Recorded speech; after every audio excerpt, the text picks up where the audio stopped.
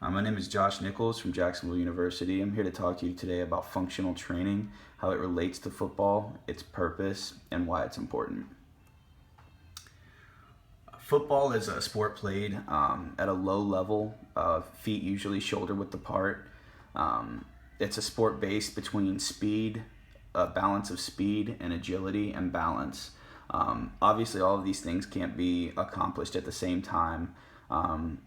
Hence, like you see a difference in sort of running back stride when they're in open field, their feet get closer together and they have longer strides. But while they're in a hole or around other tacklers, their feet are wide and they have much smaller steps. So you kind of can't get one without the other. You have to choose between balance and agility and speed. Functional training is very crucial for football athletes because it's a sport that requires a lot of motor function and motor skill. Because not only are you playing with a ball and interacting with other moving objects, but you're interacting with other objects that are moving back and that are fighting to do the opposite that you are, henceforth like another player. Contact with athletes is inevitable in the sport of football and it requires a lot of skill to be done right. And functional training is a huge part of being able to execute that skill optimally. So here we have, we'll talk about the drills I've designed and why they're useful. I've designed two drills. Both are based on contact while running. This is a huge part of the game of football and a lot bigger part than people usually see. You would normally think that the running back is mainly the player who's going to be receiving a lot of the contact while he's playing, which actually isn't true. You see mainly that because he's running the ball and downfield and embracing a lot of contact from tacklers. But usually this interaction between athletes during a sprint and contact with another athlete is between blockers and defenders.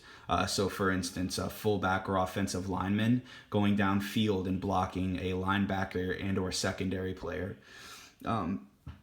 This is very crucial because a lot of big plays and a lot of games that are won are based on how well blocks are made downfield and how well the players play in open field positions. So the skill of being able to run at a high speed while making contact and manipulating another player and or force is very complex and requires a lot of motor skill and a lot of practice, where you can see where functional training really comes into getting good at this skill, being able to run downfield, because obviously weights or resistance training or speed training alone can't teach this kind of skill. Only practice and functional training can do so, and which is why functional training should be a lot bigger part of football and is often overlooked. My first method for functional training and being able to be stable while making contact with athletes downfield is, as you see here in this picture. Basically, you would line the athlete up along a 50-yard wall or a building, if you will, or as long as the building can go, and you're going to give them a 15 to 20 pound medicine ball. They're basically going to sprint as fast as they can for this 50 yards and throw the ball as hard as they can towards the wall while trying to keep a stride as hard as they can. This kind of simulates being able to dish out force while running, and you'll see as the player runs and throws the ball, their stance will widen naturally, and their feet will get wider, and their steps will get smaller. This is their body naturally embracing or bracing for balance and bracing for change in their center of gravity. And also having to catch the ball back requires a lot of hand-eye coordination.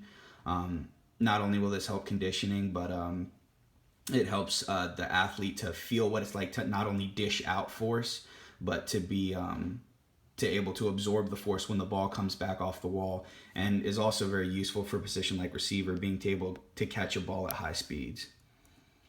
My second method, and my more favorite, it's a little more complicated and hard to understand. So basically, you would have an athlete standing in the middle of a football field on the goal line. He'd be running to the other side of the goal line for maybe about 30 yards. This will be a little shorter distance because it's a little more high intensity. You would have a rope harness or a belt around the waist of the athlete with a rope going to his left and another rope going to his right. The athlete's goal is to run straight forward as fast as they can without falling over. Throughout this run, you will have multiple other teammates or athletes on either side with pads, as you can see in the picture here, hitting each side of the athlete. This stimulating, obviously, a blocker coming into contact with you, whether you're a running back or a linebacker going to make a tackle and an offensive lineman intercepts you. But while they can see this and can brace for it, but as they're running, the other two athletes are going to tug on the ropes and pull the athlete, trying to pull them off their line, and this helps the athlete able to break down and get their feet wide and practice the transition between a straight line sprint and a more balanced and shoulder width apart stance. The whole purpose of this in functional training is to help with high speed strength, low speed strength, reaction strength, explosive strength, and skill strength. And you can see how in these two methods that I've created, how these are affected.